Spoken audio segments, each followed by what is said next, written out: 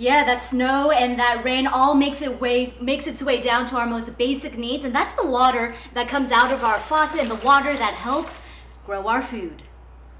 With temperatures in the 80s, Kirk Ray Power soaked up the sun, but he's also aware these hot and dry conditions a part of California's worsening drought. It could cause severe damage to us as a community if we're not all conscious of consumption. It's only been a few years since Californians were mandated to drastically dial back their water use.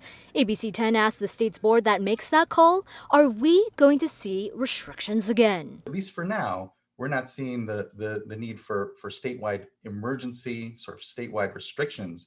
Chairman Joaquin Esquivel says that's partly thanks to lessons learned from the last historic drought. Californians conserved water and made it a way of life, like Gray Powers. I don't really water my front lawn per se. I don't try to keep up with the Joneses. But with this second dry year, state water allocations have already been reduced. Esquivel says conservation is key. Not just when it's dry, all the time. As water levels drop in local reservoirs, that too could drain your grocery budget. Less supply of water is less supply of food, and that means prices go up. The director of the San Joaquin Farm Bureau says even as farmers have adopted technology to save water and shift crops, many are frustrated by the state's inability to efficiently move water to farmlands as the western region faces more extreme weather. Which means extreme flood, extreme flow, and years of drought. So we need to take advantage of those years where we have the flows and capture more of that water.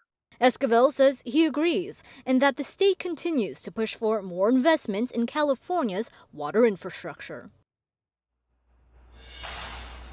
And Chris and Madison, don't worry, the water that I had poured earlier, we caught it and I'll use it to water my plants here. And you know, Californians are actually getting a lot better at conserving water. We're conserving more water than we did during that past 5-year dry spell. The current rate of conservation right now is at 16%.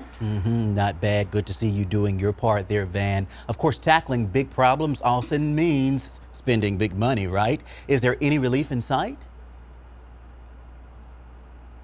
Well, actually, this is really timely, Chris. As you recall, yesterday, the Biden administration announced that $2 trillion infrastructure plan. So Esquivel says he's really encouraged that the federal government could hopefully help out in building out California's water infrastructure and resilience.